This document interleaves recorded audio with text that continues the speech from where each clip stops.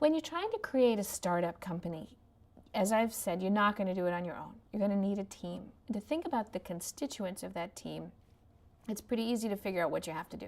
You're going to need legal, you're going to need accounting, you're going to need somebody to do your books, you're going to need somebody to do your sales and marketing, you'll need production, depends on the type of company.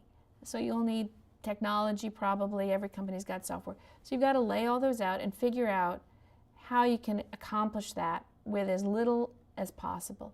And the one currency that most startups have is stock.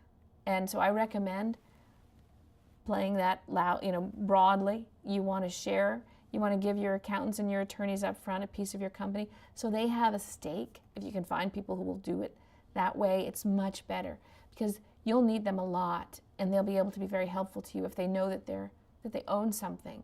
The same very often with salespeople who can work on commission as opposed to getting paid a base.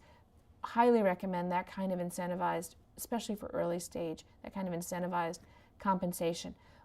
When it comes to even development, let's say it's a software company, we see companies, even a manufacturing company, we see companies being very strategic about their use of student resources. Huge benefits in that, and reaching into the universities again for the kind of research and market validation that that's hard to come by. If you're trying to, let's say you're trying to raise money, and you say, "Oh, it's a big market, $1 billion." Who says? Is there a report on that? Well, no, sorry, Gartner hasn't gotten around to my industry, and they haven't estimated. What do? Well, you can go to a university, and a specialist in that area may very well give you enough validation for outside third parties to understand. So again, reaching out into the community and building your team within your local community is doable, and it's really the best way.